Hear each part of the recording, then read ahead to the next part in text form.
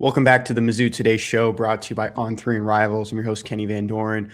We're going to talk more about the Missouri transfer portal today. We thought about fitting in a little bit more about basketball, but we might give it another week because there's still, some questions about the transfer portal for Missouri and this Tigers football team on recent additions and then guys that they're still after as they fill out some of those final roster spots. Of course, the scholarship limit now is 105. Kind of goes away with the walk-ons. You've seen it, and we'll talk about it in the second half of the show with some high schoolers that are probably going to have a better opportunity to be on scholarship at Missouri now with that scholarship limit moving up. But Kyle, we're going to hit on the transfer portal first. There were four commitments in the morning on Friday, so 2 days after our last show. I'll run through them real quick. Malae Fonoti III, who's a running back coming over from Montana. Kenric Lanier II coming over from Minnesota, wide receiver. And then Colin Sorensen, Charleston Southern University. He was an offensive tackle. And then Mark Shenouda, who's coming over as a punter. So from that group of four guys in the morning, I know it happened like so fast, just back and forth. We were just kind of hammering them out. What are some standouts about those four guys?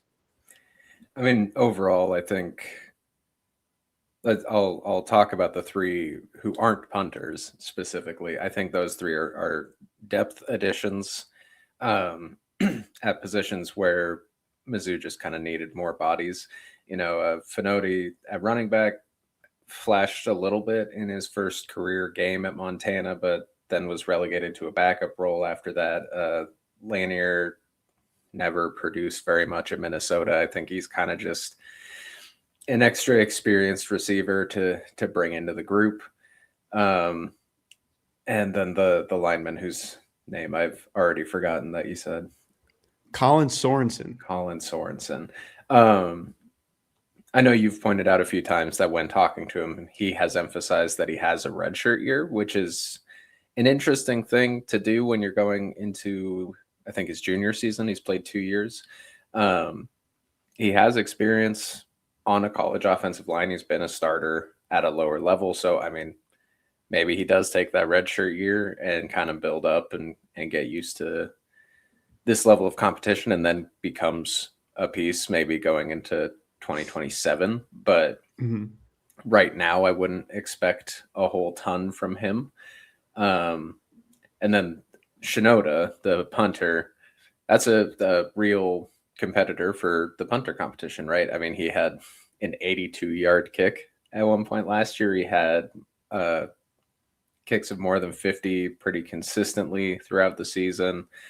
I think he's a good option who actually has some college punting experience, which is a plus over Bruno Reis. So, I mean, comparatively, punting as a whole got probably better just from having a competition. We'll see, Mizzou has options at that position going into next year instead of being kind of stuck with one guy no matter how it goes. And it's not a slight on Eric Link, but it feels like the special teams unit is deeper already. Like you're seeing guys that are coming in with Bruno Reis, who has experience, who was a All-American in high school, and he can be your combo guy. He can be a guy that can compete at both, especially, whatever happens, with Blake Gregg down the line once he's gone. You have a guy in Bruno Reis, if he's going to stick around with Papuchis. Papuchis. Yeah, I always don't want to say it incorrectly, but with JP at the special teams coordinator, he's going to be a guy that's probably going to stick around with Papuchis for as long as he can because he's the one who recruited him out of high school. So I think it is a deeper unit already. Probably could see, some other guys just jump in for those final roster spots with opportunities just to have a deeper room because right now you'd have 2 punters, 3 kickers, and 3 long snappers with Gross, who's was one of the non-scholarship guys as well. I'll say, I think going into last year, there were specific restrictions that affected the depth of the special teams room. I mean, the implementation of the roster limits started going into last year, and the SEC cut them down to 85 versus the 105. That is now the case and was the case for other conferences.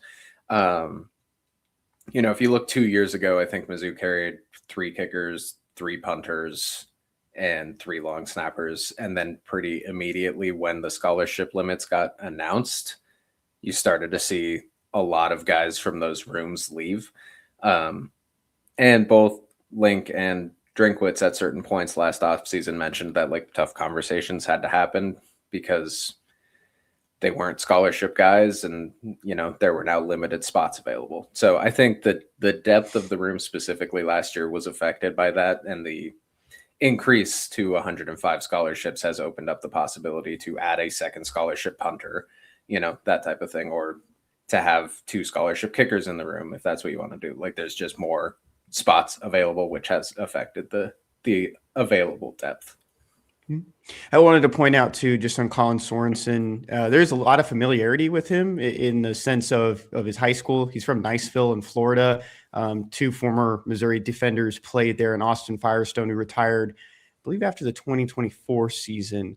He was a transfer from Northwestern, and Khalil Jacobs, who was a linebacker the past 2 years for Missouri. Both those guys played for the same coach at Niceville in Florida. So there's familiarity there. Brian Hamilton was involved. He's a run game specialist, defensive assistant. And then you had Brendan Boylan also there as well with Colin Sorensen. They got him on campus, and everything just kind of worked out. I would say from there is, I think maybe the role, it kind of depends, I think, Kyle, from whoever's kind of looking at it. But I think in the sense of, he could be a guy on the 2 deep next year. Like you're saying, if he does redshirt this year, he could even be in on this year if they just really want him. If he does, stand out in practice. Evan Bain was one of the guys that got him on when he was on campus. He was, talking with him, walking him through the process. And we've seen Evan Bain, heavily involved with a lot of those backup offensive linemen. Luke Work being another one that's going to be in that fold as well of guys that's going to be on that 2 deep and competing for snaps as maybe the 6th lineman of the swing tackle. So I think it's a good look just on an offensive line, getting some experience no matter the levels. You can never have enough offensive line depth. It goes kind of a lot of ways with other positions as well. Looking into Friday night, we got another one in CJ May. I did joke it was very nice of him to announce it at 9:30 on a Friday night, but that's the transfer portal. CJ May comes over from Louisville after 1 season. You lose one class of 2025 edge rusher in Javion Hilson, and you gain another in CJ May. Both guys would have redshirted, but Javion Hilson did play in 3 games for the Tigers before he entered the portal and transferred to Virginia Tech. What do you like about CJ May and just where this kind of edge room stands now? I'll say I'm I think a little lower on May than some fans were Friday night, Saturday morning. I think because Mizzou missed on a lot of targets in the defensive end edge rusher group that people might have been getting a little desperate just to make an addition there. Not the staff. I'm saying fans might have just been ready for anybody to come in. He's a good backfill for, like you mentioned, you lost Javion Hilson. They've lost Williams Nwaneri, Jaylen Brown. Like you've lost a lot of young pieces out of that room across the past 2 years. You need to add young pieces back in, and that's fine. I don't expect. I'm trying to figure out how to phrase this because I think the state of the room right now allows for pretty much anyone in there to work their way into serious contention for reps. There's just not a ton of bodies in there comparatively to like where we're at last year at this point. So like there's a chance if he does real well in spring ball or through the summer that he works his way into some actual reps. But my initial reaction is he's a depth addition who is kind of backfilling for that lost group of younger guys across the past year or two. Yeah, when you lose, I guess, I wish I could go find the number and I wish I'd prepared myself for this, but it's probably closer to 40 to 50% of the guys, and you pass 2 high school classes you've already lost to the transfer portal. You have to go out in this portal session and get guys that you want to be able to play and mold. There was ones that just didn't buy into that, and they entered the portal for whatever reason. It was probably different for a handful of them. Now you can go in and by design, go in and get some younger guys at the same time while you're also letting the guys that are on your roster currently to go up and play and compete. What's the point of recruiting high school if you're just going to continue to replace them? And so these other guys, the other kids that are coming through, the younger underclassmen, they see that they're just going to follow the same footsteps. So I think this is a kind of a good model for Missouri as well. Everyone wants to point out, Drinkwitz's comment on production over potential. I think this portal window also shows that Missouri is trying to get after guys still that do have potential, and they're not just guys that had production at their previous schools. Looking at that edge room, Kyle, the class or the guys that will be exhausting eligibility after the 2026 season are Langdon Kitchen and Darius Smith. Kevin Tooley as well came over from Houston. Probably going to be more of a special teamer for the Tigers, but does have good familiarity with Brian Early, committed to him at Houston. Jaden Jones, who actually has 2 years of eligibility, or maybe we were incorrect on that originally with the one. Never really know how those medical red shirts will shake out, but he does have 2 years left. DeMarcus Johnson, who's a JUCO addition this season, is along with guys in the 2029 class, like we just mentioned, in CJ May and Dayton Hopkins. And that's where you kind of just stand right now in that edge room, because DeMarcus Johnson was the lone guy that they added. I know, the perfect world, the biggest addition you could make to this room right now would be the one guy that's still in the portal that Missouri knows really well, and Damon Wilson II. But it's trending in Miami's direction a lot right now. It's just not going to be the same edge room, but I think there's still a lot of trust in Brian Early. No matter who is coaching those edges, they've done a really good job the last couple of years, from when Kevin Peoples passed on the baton when he left for LSU. Brian Early just didn't skip a beat when he came over from Houston. I think the past couple of years of the portal have shown people just how valuable, just bringing in plug and play type of guys can be. There has to be some element of development, like you're talking about with the amount of young guys they're bringing in, especially this year. Like, yeah, everybody's kind of 1 year mercenaries at this point, because there's always a chance they're going to go to the portal. I know, it was pretty clear Drinkwitz thought 2-year contracts this year with rev sharing was going to be some type of insurance against players leaving after 1 year, players leaving while on contract.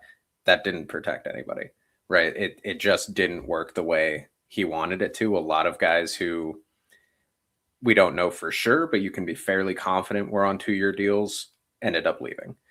So like, I understand totally that you have to primarily focus on what can this guy do for the Tigers in 2026, but like, there has to be some amount of development, especially with guys like Darius Smith, like Langdon Kitchen going into their 2nd or 3rd year in the system, like Jeremiah Beasley at linebacker, like Jalen Marshall at defensive tackle. Like, sooner or later, you have to trust that you are able to develop guys into quality contributors, right? So yeah, did the Tigers do enough to make the defensive end room the equivalent of what it was last year? No, because they lost Damon Wilson and Zion Young, and that was one of the best tandems of edge rushers in the country.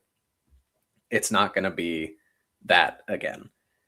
But Darius Smith was, before his injury going into 2024, was one of the highly touted edge rushers in the room. He was expected to be an immediate contributor, and he came back off of injury last year and kind of got going more toward the end of the year. And if you expect, maybe there was some lingering something or other, who knows? Injury recovery sometimes takes a long time. And maybe now he's going to be the guy who the Tigers thought they were getting in 2024. Langdon Kitchen flashed at times last year, showed that he is able to be a contributor at this level. Now you give him an extra year within the system, an extra year with the strength staff, all that other stuff to develop. And now you have to put your faith that the staff has done enough to get these guys ready. And that's going to be the case at a lot of positions this year, a lot more than has been the case the last couple of years. But I don't think that's necessarily a terrible thing. Let's move on to 2 more transfer additions. The latest ones we have right now. I will let everyone know we are recording here at noon on Wednesday. So, of course, things can change. There could be more guys that jump in. We're going to talk about one more name after these 2 that we know Missouri is interested in. But Zack Owens, interior offensive lineman. He's been very versatile. He was an offensive tackle out of high school. So he's shown that before. He's coming over from Mississippi State, second Mississippi State guy on that offensive line, with Luke Work being the first. And then Chris Graves Jr., cornerback from Ole Miss. That was a big one for Missouri. Get a starter with SEC experience with one final season of eligibility. What can you say about both of those 2 guys, Kyle? I'll start with Owens. The weakness of the Mizzou offensive line last year was the interior, right? The tackles were both really good. The Tigers already got their expected starting right tackle with Josh Atkins, and now you get a guy who can realistically compete for one of the interior spots at guard. Especially, I think the expectation right now, at least mine, is that Dom Jadic will be the center moving forward. He rotated in at center during the bowl game for a few snaps. Tristan Wilson went in at left guard. So seems like that's probably the move going into 2026. And now you get a guy who can realistically compete with Tristan Wilson, Curtis Piegler, Luke Work for those guard spots, which improving the interior of the line could make a big, big difference. Because if you're allowing pressure up the middle, that's just never going to work well. He's an experienced addition, very big, and I know I go to PFF grades a lot, especially in my impact stories, because it's, before I have a chance to watch much film on him, I have to get something out kind of quickly. And that's at least some level of evaluation that I have some amount of faith in. His numbers weren't great. A lot of the players on Mississippi State's lines numbers weren't great. And especially with the offensive line, that can kind of trend toward group performance versus individual performance. So if you surround somebody on the offensive line with other better linemen, their grades will probably go up because they will play better. It's a very, coaching staffs love to say, 5 is 1, all that type of stuff. That's true. Like if one good player on an offensive line does not make a good offensive line, but it can make that player worse if the rest of the line around him is bad. So I think there's a chance that Owens ends up being a very solid addition, especially if he can win one of those guard spots. Graves, I just talked about, adding instant impact plug and play guys. He's a plug and play corner. I mean, he's had a lot of experience at the SEC level. I think kind of makes the Tigers corner room better immediately, and allows the guys who Mizzou has gone out and grabbed, which they've done a really good job flipping this room after losing a lot, to now compete for 2 spots instead of 3. And that cornerback room is really deep. Like we last episode, if anyone was listening, or you're listening to both episodes now, but Sione Huala, who came over from Oregon, that was a little bit of a surprise. But we were told he does have 1 year of eligibility remaining, just like Chris Graves. We got some guys with multiple years left, and I think that's good as well. With Nick Deloach, Jalil Florence, and there's a question about Elijah Dotson's role as well, if he could move into a safety spot, just with how deep some of these secondary rooms are. We talked about there being, I think, up to 8 now, or it might be 9. Got 9 safeties for Missouri going into next year. I think it's 9. I'm reading it right now. And, Kenzie Ludor-Faustin told Kyle, he just wants to be an overall DB, probably going to be that star if that's the case, or he's going to play some slot, but also be a safety at the same time. So I think all around the defensive back room, I think, greatly improved from where it stood at the beginning of the transfer portal. And that's easy to say when you only had 4 guys under scholarship, 2 of those guys being true freshmen and one of them only being an early enrollee. So I think all around they've definitely improved that secondary. Yeah, especially the corner room. They've made a ton of additions there. I'm interested to see what happens with the star position, because you mentioned Ludor-Faustin. I know Dotson has gotten some mention there. They're both significantly smaller than Dalen Carnell. Like, I think I did just put in, their height and weights yesterday, and I think Dotson's like 30 pounds lighter than Dalen Carnell, and Ludor-Faustin is smaller than that. So that role might have to change a little bit and focus more on strictly coverage, if that's what the Tigers want to do with that position. We'll see, because really none of the safeties kind of match up size-wise with Dalen Carnell. I think the closest is Santana Banner, and he's like still listed about 20 to 25 pounds lighter than Carnell was. Maybe that might be 15. It might be 225 to 210. So no matter who goes into that spot, there's going to be a little bit of a change in how it's used. Probably it's, a hybrid linebacker safety. You're probably leaning more toward the coverage side, kind of no matter what happens at this point, more trending toward a safety than a linebacker. before we take a quick break and get a read from our sponsors over at Roback. Well, one last guy that we know that there's a good connection with, and that's Caden Lee. If you're on social media, you've seen it. You've seen the post from Austin Simmons on Twitter, on Instagram. And it's been around. They call him Honeycomb. Austin Simmons posted Honeycomb cereal on his Instagram story. So we know there's a lot of connections out there. When I spoke to Graves as well, he mentioned it. They're trying to get C. Lee into the fold as another wide receiver for the Tigers. What do you think his hypothetical addition would mean to that wide receiver room, and especially just with the familiarity? And everyone likes to point out he is very good friends with Austin Simmons. I'll answer that in a second. Do you think he's called Honeycomb because he has sticky hands? Is that where that comes from?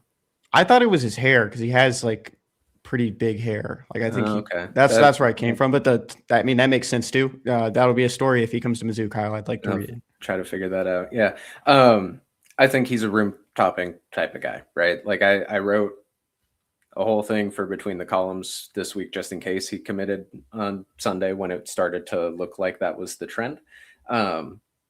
He's one of the premier slot guys in the league, or in the SEC at least. And that's exactly what the Tigers are missing at this point. I think if you add him in, then you can kind of take some heat off Donovan Olubade on the outside, force defenses to really spend some focus on coverage across the middle with him and with Brett Norfleet and, whoever else in there, and maybe open up Olubade a little bit more on the outside, especially if you got some of these other receiver additions opposite Olubade on the other side.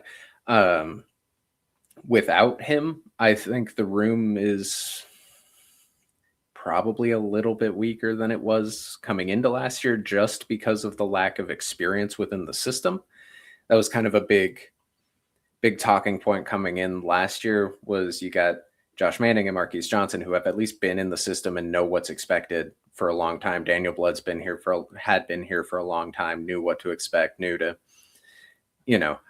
what the role he needed to play was. And then Kevin Coleman was the plug and play addition who had been around for a long time. Right. Without Lee, you are kind of still lacking that experience within the SEC, experience within the Mizzou system, all of that type of stuff. So I think just based on that, you're probably taking a little bit of a step back if he doesn't end up coming. If he does, I think the room's probably a little bit stronger than it was last year, just from the expected step up of Olubade. And comparatively what Marquise Johnson ended up being by the end of the year.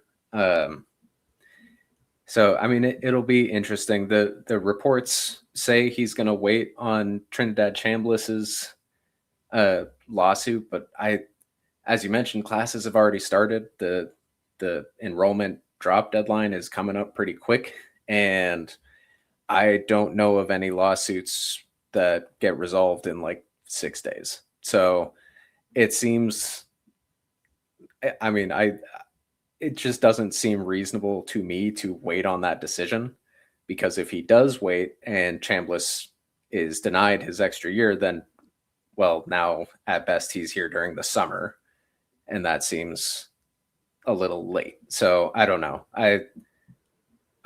I know that's what the reports are saying. I have a weird feeling that we're going to know something one way or the other kind of before we know about Chambliss. Caden Lee only has 1 year of eligibility remaining. So if you do look at that scholarship chart, that would give you two guys that would be their final seasons in 2026, with the other being Caleb Goody, who's also a rising senior coming over from Cincinnati. Horatio Fields somehow has two. That kind of just fills into the void of the injuries, and you get that extra year. Maybe we'll get a little bit of a clearer answer on some of these once Drinkwitz talks about him as a whole. But Horatio would be 2027. He came over from Auburn. We mentioned Lanier earlier, 2027 from Minnesota. And then you get into some of those younger guys in Olubade and Folks, who are both through 2028. Folks, and I wouldn't say Olubade will ever need a reason to redshirt, but Folks does have a redshirt. And I don't even know if he will, just because he has been a pretty steady guy on special teams this past year. Nation Montgomery is 2029. Same with Sean Terry. Montgomery came over from Florida. And then in your 2023 class, the guys that would be through 2023 if they all redshirted would be Jabari Brady. Yeah, 2030, sorry. Jabari Brady, Karsten Fien, and Devion Hill Lomax. And those are guys who will all be incoming freshmen. Well, that's where it kind of stands right now with the transfer portal. Maybe by the time you're done listening to this, Caden Lee will be a Missouri Tiger and not returning to Ole Miss. But on the other side, we're going to talk a little bit more about high school commitments. But before that, we have a quick read from our sponsors over at Roback. There's only one way to describe Roback. It's best fit, best feel. For those who aren't familiar with Roback, they are completely changing the game with their incredibly comfortable active wear. Roback has released so many items within their new licensed game day collection, and it's our favorite. With novel polo designs and clean hoodie and Q-zip designs for some of your favorite schools, it's definitely worth checking out. Nobody else on the market is pairing these level of custom designs with this quality of active wear. Roback's everyday shorts or their Delta Performance pants are the perfect pairing as well. They're both super comfortable, have an elastic waistband, and great fabric that is made to have the appearance of a nice short look, but the comfort for a day on the move. Roback has also been proudly leading the NIL charge, having signed partnerships with multiple college football stars past and present, and becoming the go-to brand for college athletes across the country. Use the code MIZ20 on roback.com for a generous 20% off for all new customers through the end of this week. That's spelled RHOBACK.com. That's 20% off all performance polos, shorts, and more with code MIZ20. Kyle, continuing on here, we said we're going to talk about some high schoolers. There were 2 high school commitments on Sunday, and there's probably going to be a couple more before the national signing period opens on February 4th. And some of these guys, I mean, it is fair to say, probably wouldn't have had this opportunity at Missouri if it wasn't for the expanded scholarship limit to 105. They might have been guys that have received PWOs, preferred walk-on offers. But when you get this opportunity to expand the roster and hand out some offers to in-state guys, I think you're saving a lot in the sense of you're not really dishing out much NIL for those final spots. And you never were with those preferred walk-ons. But there's some good in-state talent for Missouri. You've seen it in years past. There's guys that have come back to the state. They've gone down a level and come back up. And every time the transfer portal opens, everyone wants to point out the connections to guys that were, former Show Me State products. So I think this is a good opportunity for Missouri to get a little bit ahead of some of these. And, they're not going to be instant impacts. I think that's fair to say. But they're going to be guys that if they develop in the right way, if Missouri's plan works out for them, they could be contributors in 2 to 3 seasons. And I think that is a good opportunity for both sides. And one of those was Karsten Fien, who received an offer from Missouri in December. We know the Tigers were eyeing a 3-man wide receiver room, and Karsten didn't have any Power 4 offers, but Missouri was his first one. He flipped from Northwest Missouri State. He was a part of that really elite Lee Summit offense that beat Nixon in the state title game. And there's going to be another Lee Summit guy we talk about here in a second. And then the other one was Trishundan Neal, cornerback from Liberty North. He officially visited with Karsten Fien this weekend. That puts you at, I believe, 23 commitments in the 2026 high school and JUCO class.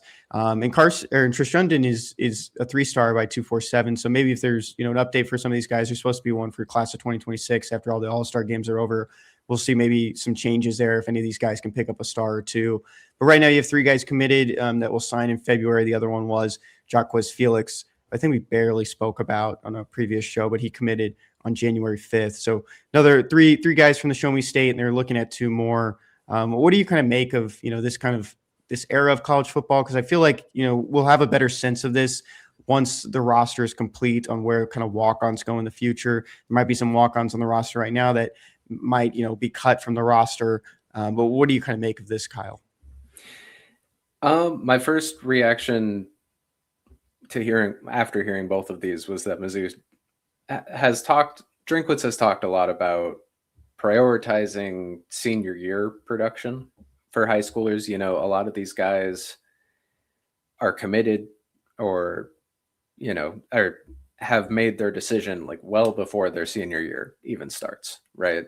And I think the example he used talking about it was like, imagine if the NFL had drafted this year's quarterbacks after last season and just how much that would have changed and how ridiculous some of those decisions would look at this point. So I'm not against adding these late guys, especially in-state guys. And it seems like a priority came on watching guys in the state tournament and to see what they could do on the big stage, kind of in those environments. So, I mean, good for these kids. They're anybody who's at this point around in this way, wasn't getting a ton of looks.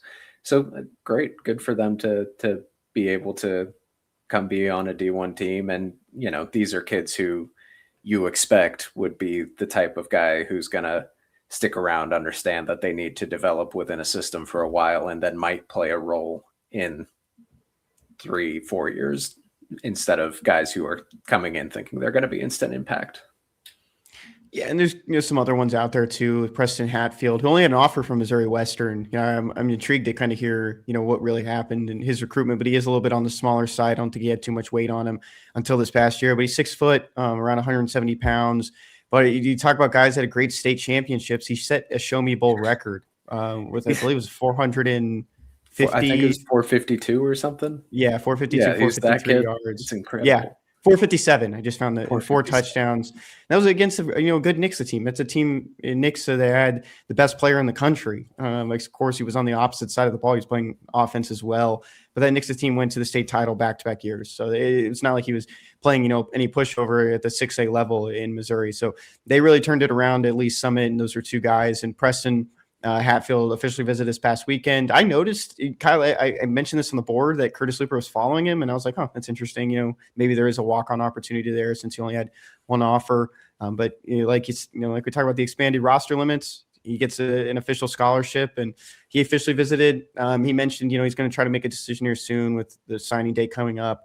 And then another one is Graham Faust, who's going to, I think he's played wide receiver and safety, but based on the offer that he announced, it looks more like he'll be in a defensive back role. But he plays at MICDS here in St. Louis. And his dad played tight end for the Tigers in the 90s. So there's another, good representation of people always want to point out on the board that they're not offering enough guys that are legacies. So there's one right there. And he even mentioned in his tweet, he said, blessed to receive an offer / spot from Mizzou football. So I think, he understands it as well. He had a little bit more offers than the other two, or the other three, really. He had Missouri State, Air Force was in there, Eastern Michigan. So he had some really good, I guess, group of 6, teams after him. So I guess that's the best sense of those guys and what kind of their roles would look like for Missouri if those other two jump in as well. Kyle, any final last thoughts on the roster transfer portal? This might be one of our last really big transfer portal updates.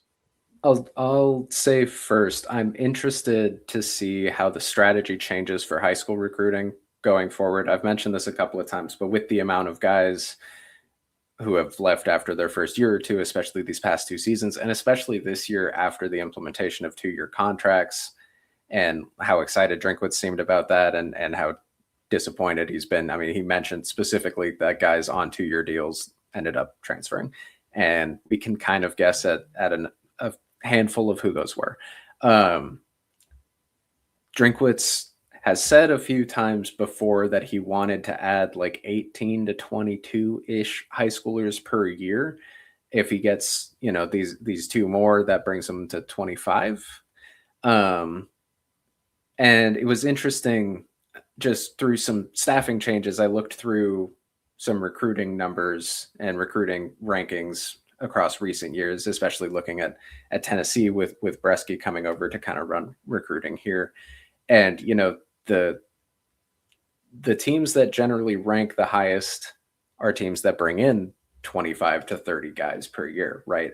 And it's not 25 or 30 late additions like this. It's a lot of guys who are more highly regarded early on. That's how you get the higher ranking, all that type of stuff.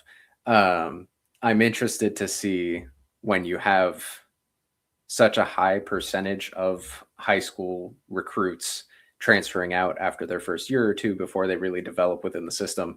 If you then change the strategy, add some more guys like this, and maybe grow the class a little bit so you can sustain losses a little bit more while still having a group of younger guys who are actively developing within the system. I don't know exactly how that's going to work out. I'm interested to see, but I do find it interesting that as they continue adding high schoolers at this point, you're going to get to like a 25-person class, which is a good bit bigger than Mizzou has had over the past handful of years. Transfer portal wise, there are still guys available, a not insignificant percentage of the total players who entered the portal are still in the portal. And that's just gonna remain true for a while because a lot of guys who entered are not getting the offers that they thought they were going to get. So there are opportunities to continue adding guys. I kind of think after Caden Lee and maybe a couple of more depth additions along the defensive line, that's probably going to be it. I would expect, Miami guys, Indiana guys can still enter for the next couple of days. Maybe if some guys Mizzou is really interested in come from one of those two schools, then you could see a very serious run at a major impact player. But it kind of feels like unless the right guy hits the portal from those schools, then Caden Lee would be the last impact addition. And after that, you're looking at probably just some bodies to get into rooms that don't have quite enough at this point. Yeah, I wanted to pull it up real quick on where the roster limit stands. We do have the Mizzou football scholarship chart. It's pinned in the top 10 on the website if anyone ever needs it. But on offense, there's 42, defense 41, and then 4 on special teams. And that number could be a little bit higher depending on if they're giving out scholarships to any of the guys that were walk-ons the last couple of years that are still going to be retained by Missouri. That puts you at what, 86 out of the 105. So you've got some spots to fill on, if you want to hand out scholarships to everybody, which, I mean, why not? Or if you want some guys to earn it as well, it's always a fun thing when that happens for players and they record it. But that's just where things stand with those spots. And we'll keep track of it moving forward. Like Kyle mentioned, school is going on. It started on Tuesday. So a lot of these kids are in class. You got to get your classes figured out and those schedules made before you can drop anything else. So that's going to do it for this episode of the MizzouToday Show. Please like, follow, subscribe. Hit us up at the MizzouToday website. The latest 50% off just expired, so we do apologize if you didn't get on that. But $1, just to try us out, see how things go. And if you like us, you can stick around, enjoy the message board, hang out with T.O. Barrett fan account. He's been having a hard time recently. We will say that he's fun to listen to on the board, but he's not been very happy with the men's basketball team. And we'll talk about that more next week. Be safe, enjoy the weekend, and we will see you guys next week.